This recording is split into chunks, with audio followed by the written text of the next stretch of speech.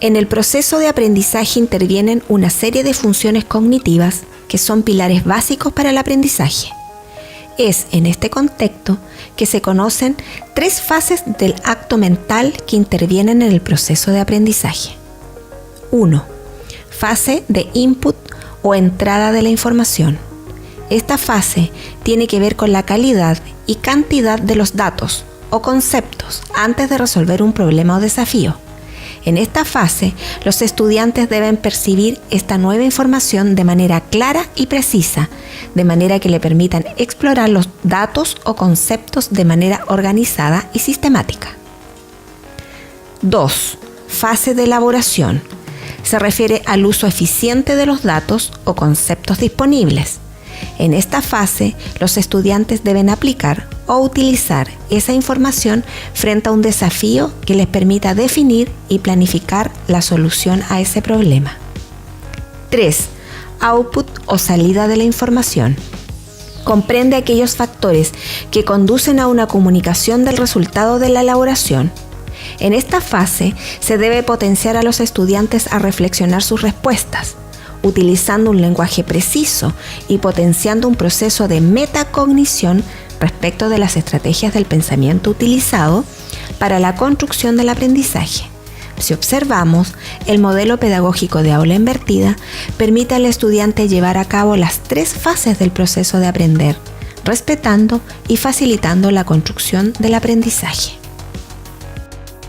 Para aprender, necesitamos exponer al aprendiz a experiencias de aprendizaje mediado, el cual consiste en la transformación de un estímulo emitido por un mediador. A partir de los estímulos viene el aprendizaje.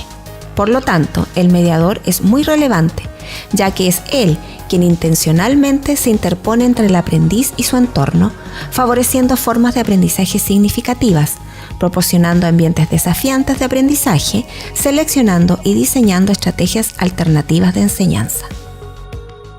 Existen 3 criterios fundamentales para que la mediación genere aprendizajes profundos en los aprendices y que para utilizarlos de manera efectiva implica algunas acciones por parte del docente. 1. Intencionalidad.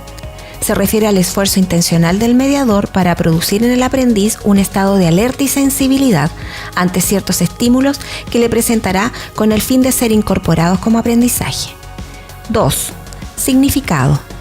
El estímulo mediado será realmente experimentado por el estudiante, otorgándole significado a este nuevo aprendizaje. 3. Trascendencia. No solo se adquiere, codifica y almacena la información, sino que la información es útil cuando existe la capacidad de transferirla a nuevas situaciones. Es decir, potenciando a través de esta mediación aprendizajes profundos en los aprendices. Cuando hablamos de aprendizaje con significado y profundos, es decir, como una construcción activa por parte del estudiante, estamos hablando del aprendizaje activo, el que podemos definir como aprender interactuando desde y con otros, movilizando recursos personales y saberes delimitados y complejos bajo condiciones contextualizadas y desafiantes. Lo anterior, mediado por un docente que promueve por medio de metodologías que logren este propósito. Se basa en el principio que el estudiante, para que aprenda, debe implicarse, empoderarse, sentirse desafiado, movilizar habilidades superiores del pensamiento, estar en interacción con otros, sentirse provocado a aprender y aprender haciendo.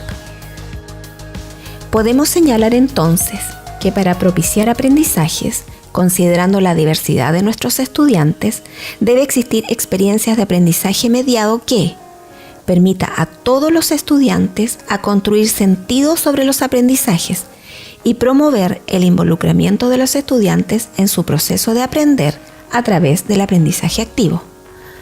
Realizar actividades desafiantes, ni tan fáciles ni tan difíciles.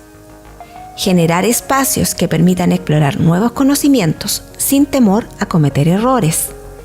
Propiciar instancias de aprender entre pares y colaborativamente que le permita aprender de manera profunda.